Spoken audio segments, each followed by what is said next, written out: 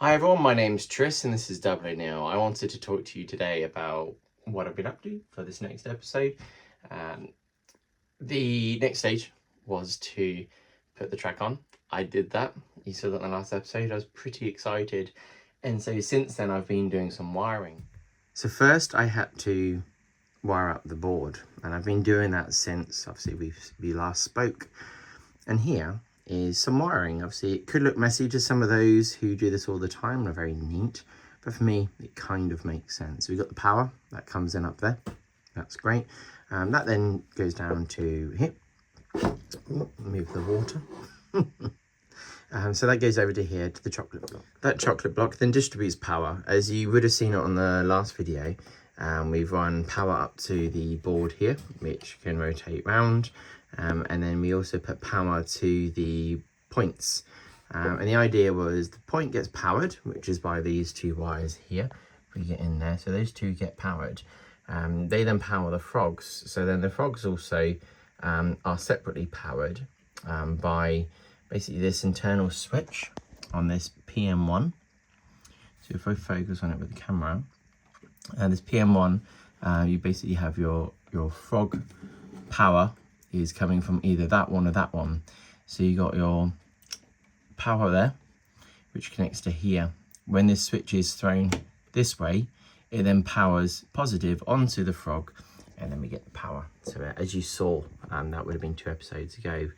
Get this to focus. So I had to do that on the others. A lot more simple on these though, because there's only one frog per point. So we've got 1, 2, 3 more that I've done since then. At the same time, I've been powering each section of track. So where there's joiners between the tracks, where it all joins together, that it keeps them there, I've actually connected everything up. And the other key thing is, everywhere that there was a frog, I've put an insulated track joiner, so then we didn't get any shorting out. So everything should be all powered, it should be running. I've not tested it yet, because the next stage of what I want to do is to put in obviously the bits that control these.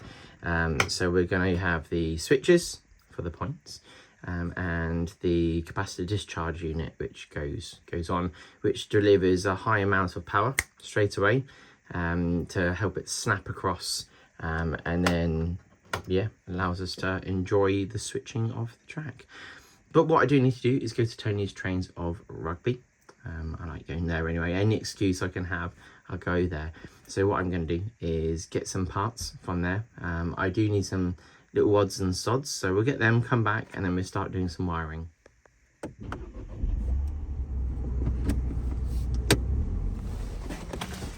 Right, it's got to Tony's. It's nice to park at a little car park. In the summer, there's a church over here. Well, the church is always here, but in the summer, it's actually quite nice to go for a little walk over there, and there's like little canal walks and everything. So it's nice. Also got some treats for Tony, as it's the time of year for mince pies over here in the UK. Yeah, I think he'll enjoy that. This is the canal that's next to Tony's shop. So in the summer, spring, even now, it's really nice because you can go for a nice long walk.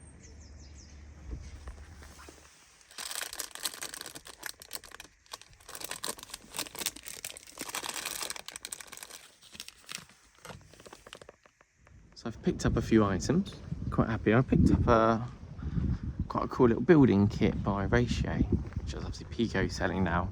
There's a little oil supply, fuel supply depot-y thing, which would be good for obviously the resupply, which I was wondering about in the last video. So I'll show you that when we get back home. So I've got back and I picked up this double gauge kit.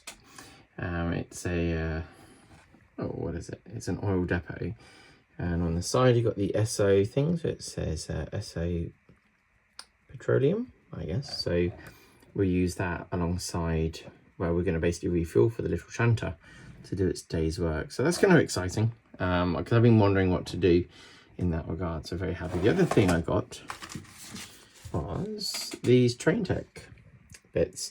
So Tony was explaining that back in the day they would have put like the gas lamp on or whatever, you know, that would sit on the end so they could see where it is. But I kind of like the idea of these, and it says you can just clip it in. It says on DCC both LEDs light constantly, So I guess I just slot them in, so there's no wires, they just clip into the track, so that's kind of cool. And obviously they need to mount to something, so I got the Pico buffer stops to go on, and then it can kind of, yeah, just link in with all that really. I can have some fun, eh? The other really fun thing that I got, obviously for everyone else, I think you can see, got this charming looking Mini, which can go on the layout. I used to see these when I was a little boy. They'll be out and about.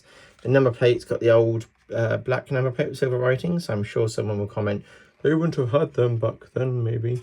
I don't think they did when I was like, it was in the 80s I was born, so like late 80s, early 90s. But I guess I could paint the number plate white and yellow, but I could do some research. But either way, we're having fun. Remind ourselves that this needs to be fun. So anyway, when we get onto the more important thing and wire up the wires, we've got some important bits to fit to it. So what I'm doing is I'm going to put a chunk of it on and just explain the wiring more than show you me doing the wiring, because that's all a bit boring, right? But let me know in the comments below if you'd like to know a bit more about any parts of the wiring.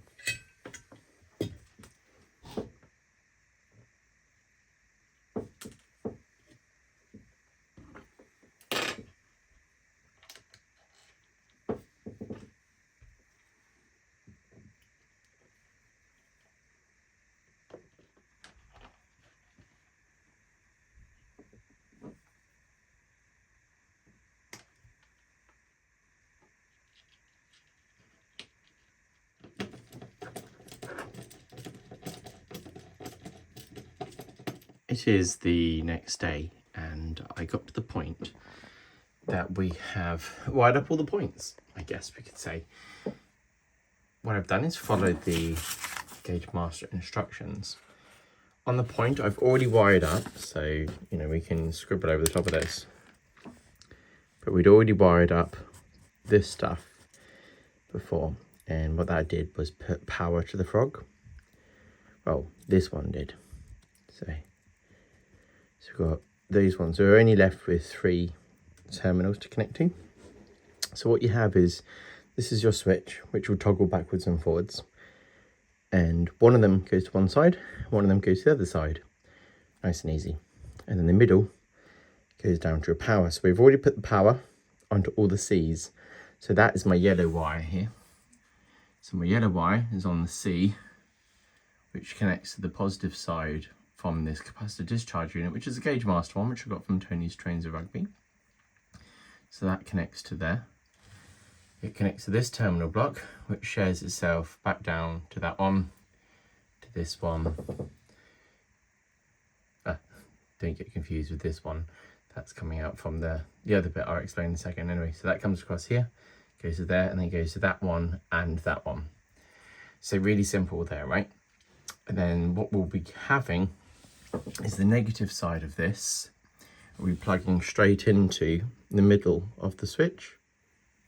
So then when you're thinking, well, what do the other ones do? So we've got our A and B, which is our red and green.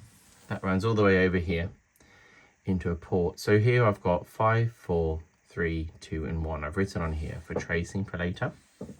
And here I have 4.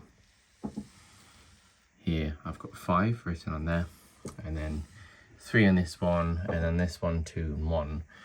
And the appropriate ones are wired in here. And I did one at a time so I can do it. And afterwards, what we're going to be doing is going to the switch. So then we have the yellow and black, which I've put a heat shrink on. Then you've got red and black, heat shrinks on that one. Then I've got white and black, again, heat shrink on that to trace it, keep them together. Green and black and blue and black. And that leaves you with these, which will now go to the control box. I've been wondering, where do I do this? So I was thinking initially, I'll bolt this on this side so we can control everything. I don't like that because this closes. So I'm thinking I put a little panel on here, which sticks out the back, and it will be behind the buildings. That will be by Petite Properties. If not, I can hide it with another building or some bushes. So then we can operate it and basically wire up into it. One of the things that my dad taught me when I was younger with electronics is give yourself some slack. So anything you're doing, give yourself a bit of room to re-terminate. That's why I've got like these extra bends in that aren't necessarily seem like they're needed. And just little curls here and there. So this is kind of stuff that my dad showed me. So just make sure you've got a little bit of excess coming out. And what you can do, you can always put a clip in to hold it. On here, I've got a little sticky pad here. The sticky pads, from what I've seen, do detach. The ones of these that I've used have so far been good up in the loft. But I thought I'd pop a screw in anyway, just to save any issue. And if I need to, I can clip this off and work on anything. Then I've been neat and used little cable ties to keep this tidy.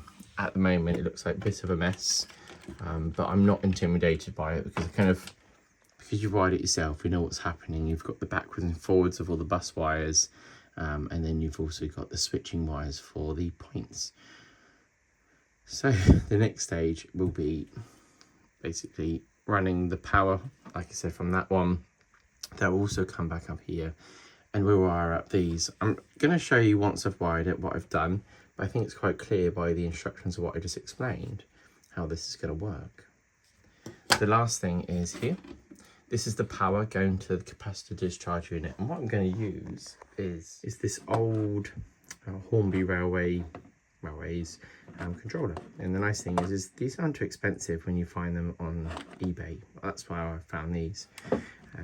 And you've got these terminals on here for accessories. It's 15 volts AC, and you can use that for there. So I've got I'm going to be taking this on and off when I work on it. I'll put this down, attach it to it. This I'm going to use for the accessory lighting as well. So if I've got any lamps, I can make them bright or dim, whatever I want with that. So that'd be good. So that will be the power supply for that, and that's on a different lead here. So I'll be attaching that as well. What I've decided is this box, I can attach it like this, so then I can change the points like that, so it'll be on the end. But what I'm going to do is leave enough of this pulled back, so if I wanted to, I can make a new bracket and stand it up if I was at Model Railway Show. But I think tucking it down there, I don't have to worry about disguising it, which actually that really pleases me. That's now wired up. I'm pretty happy with that. So we have the yellow, which is 1, red 2, white 3, green 4, and then blue being the 5. I've put all of the paired wire with it on the other side, and then so we've got quite a clear bit going on here. You might be wondering what this is all about. So we've got a bit of tinned copper wire or nickel wire running across all of the middle switch terminals. So then we just run one wire, which is the single one that comes from the capacitor discharge unit, which is going to give us our lots of power in that single moment and change the point. So that's going to be then distributed either to that side or to the other side with the switch when we flick it across. And now we're going to get the camera in nice view. It's always hard doing this with one hand, but this is simply just going to go and screw into here. Here's my plan, and we can enjoy toggling all this.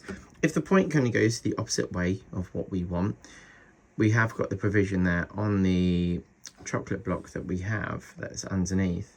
We'll have the ability to then flip over the wires and make that better. So yeah, so very happy with my progress actually, and hopefully be able to wire this up and use it. That'd be cool, right? So I've connected up the power, and I'm really pleased because I've not had to do any modifications to the points, because I thought, oh, I've already done this right. So looking at this one here, that will be 5. We can switch that, okay? And then we switch it back. Then we have 4. I have no idea if that's even in camera. Let's have a look on the screen. So that's that one. I can see my finger. So let me control that one. Oh, I did more than one there. So you can see that switching backwards and forwards. And then we have this one, which should be 3. So nice and powerful, latching across, looking good. Then we have the 2 here, which we have 2. And then on the switch here, 1. So that's absolutely excellent. So really what we need to do now is get a loco on there and drive it around and just test it all working, which is pretty exciting. So this point, where is it going at the moment? So yeah, so at the moment it's leading into here, and we want to go into this one. This one is 3, so we'll flick it the other way. There we go. So we'll drive it in without crashing it, hopefully. and nothing crazy has happened. Stop that there. Then we'll come back the other way. With this chip, it's a little bit slow to respond sometimes, so I have to turn it up a bit. There we go, stop that. We'll flick 3. We'll make it go into the other one. Go forwards again.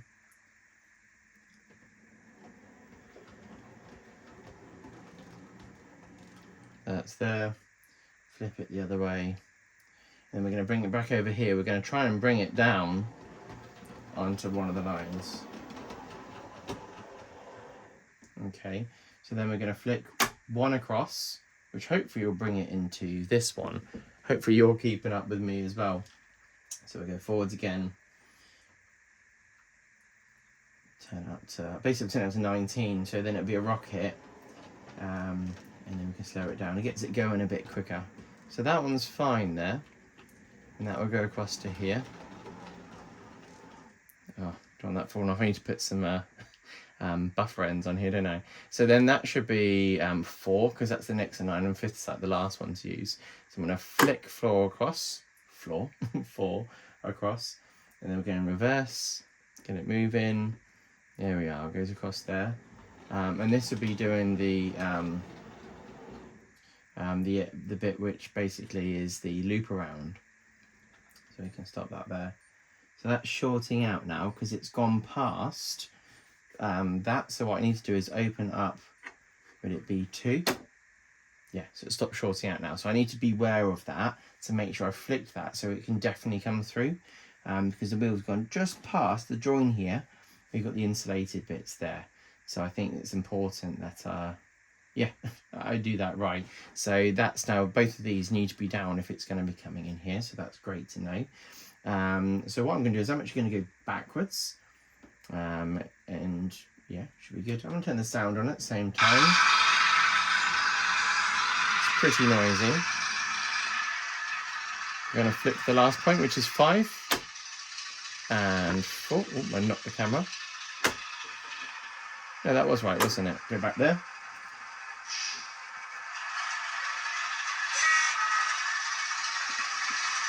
That'll come down this way.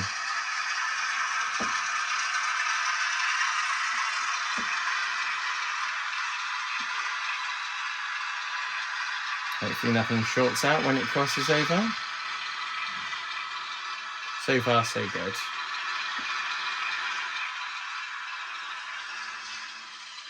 This would be actually the fueling depot that's going to be here.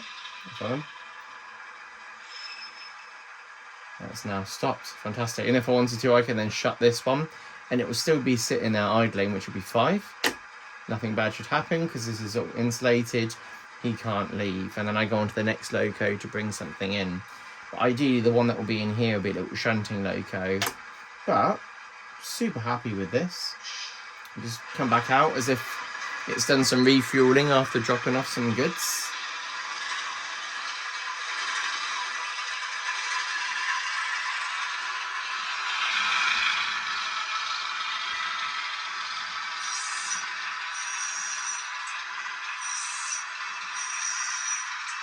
Bit of fan squirrel there. Stow that down there. He's refueled. He's ready for what he needs to do. Waiting for the signal to leave. Are the points going to change? They are. So 4. That flips there. We also need to make sure that 2 is flipped the other way, so we can also leave on that bit. So he's been given the signal to leave, I guess. We can learn a bit more about that. Maybe a bit of a horn. And off he goes.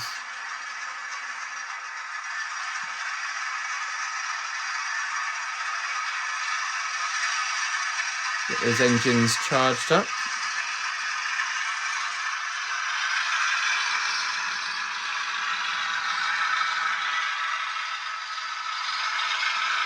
Saying bye to the signalman, if there was one. And then if I was at a show, this would be then going out of shot because I'll have my bridge entrance. So that, for me, is pretty cool. Just turn the engine off. Hold that there for a minute. And it slow down. quite like it how this turns off.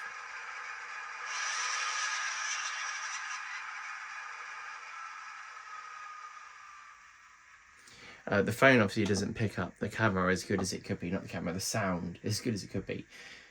Okay, so what we learnt in this episode, okay, well, we've done lots of wiring. That's been good fun, for me anyway. And the biggest thing with like a lot of these things is just start doing it. Start with one thing and work your way through until that bit makes sense and that bit makes sense. Don't just go and wire the whole lot before you kind of understand what's happening. I had a reasonable amount of confidence from doing some things before and doing it now. You know, I've had help from other people over the years to explain how to do things. My brother, my father, friends in the industry. So it's fantastic. So yeah, it's nice to have these points all working. I've set them all up one way. Hopefully I don't end up bashing this off. Maybe I make a cover for this, for if I was transporting this, to keep this nice. Kind of like it here, so we can flick how we want.